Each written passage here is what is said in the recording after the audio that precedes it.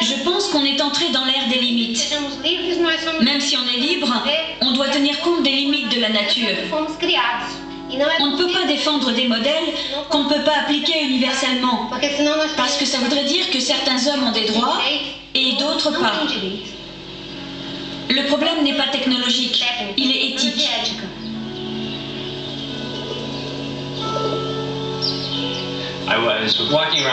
Je pointais un doigt accusateur sur tout le monde, vous les vilains consuméristes.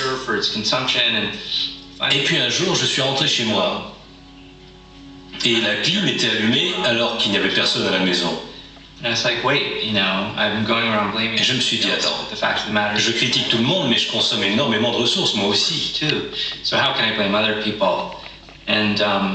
J'ai compris qu'avant de vouloir changer les autres, j'avais peut-être intérêt à balayer devant ma porte. Alors j'ai eu l'idée de vivre le plus écologiquement possible et de voir l'effet que ça faisait.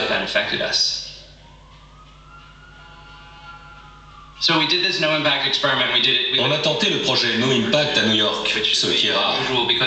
La plupart des gens pensent qu'être écolo, c'est vivre à la campagne. Mais revenir à la ruralité n'est pas une bonne idée si on veut préserver notre habitat.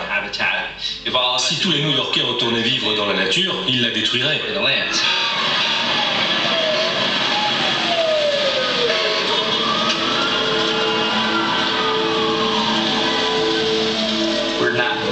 On n'est pas consommateur par nature. Ce qui est dans notre nature, c'est de faire comme tout le monde. Et c'est bien, ça veut dire, je veux être avec vous, je veux être comme vous, je veux vous aimer, je veux que vous m'aimiez. Ce n'est pas répréhensible. Mais c'est aussi le problème. Je veux être comme vous et vous consommer, alors je ne vais pas me démarquer. N'empêche que, si on a pu passer de non-consommateur à consommateur, on peut tout aussi bien revenir à la non-consommation.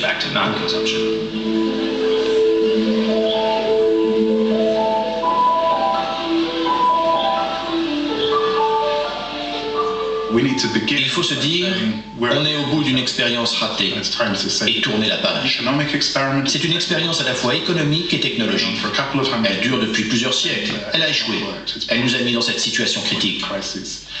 Et là, on pourra commencer à se demander sainement et intelligemment comment vivre dans les limites réelles des ressources planétaires et créer un espace sûr pour le bon fonctionnement de l'humanité.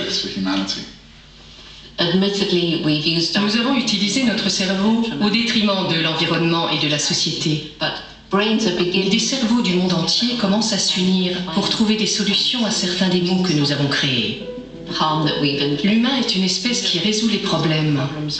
On s'en sort toujours très bien quand on est acculé. Aujourd'hui, on peut facilement visualiser un cerveau social planétaire. Il a pris la forme d'Internet, qui évoque vraiment un réseau nerveux. Il y a toujours eu des tas de petits cerveaux sociaux éparpillés dans le monde qui ont grossi et ont développé des interconnexions.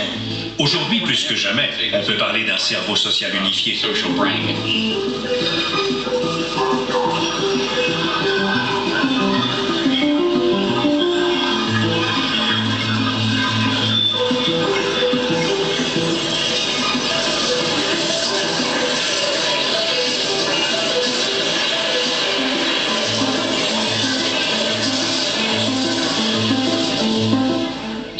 Si l'homme tend vers une conscience morale accrue, avec de plus en plus de gens tournés vers l'humanisme et de plus en plus de diversité, il y a toujours le risque d'un retour en arrière qui serait catastrophique.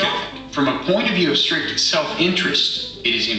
que dans notre intérêt personnel, il est impératif de progresser moralement et de placer l'humanisme au premier plan. Sinon, tout le monde en souffrira.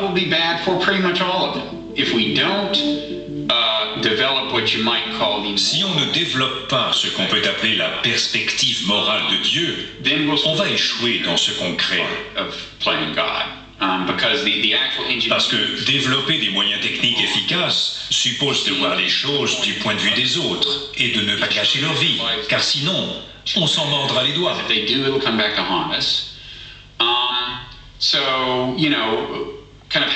L'aspect créateur du rôle de Dieu est maintenant à notre portée, mais allons-nous réussir à en maîtriser l'aspect moral?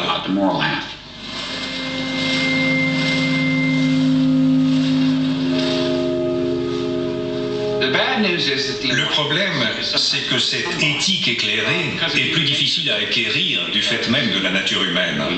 On a un cerveau très animal, conçu pour un environnement précis, et qui se retrouve confronté à des problèmes d'un type nouveau. Alors, acquérir cette éthique éclairée, ça va demander une éducation, une réflexion et une discipline qui ne viennent pas naturellement.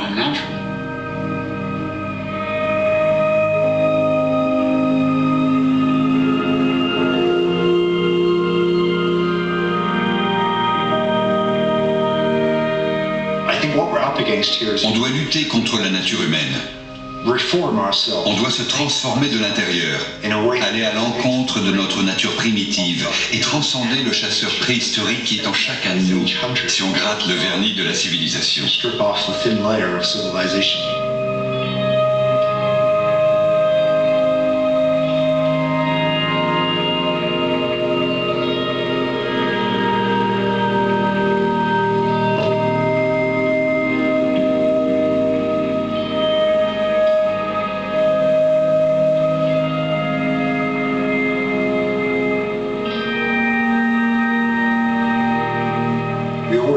On a été les instigateurs de cette expérience que constitue la civilisation, mais sans jamais la contrôler.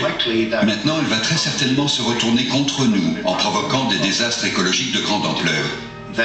Si c'est le cas, ce sera une façon pour la nature de nous dire que la civilisation est un échec de l'évolution et que rendre les singes plus intelligents a été une impasse.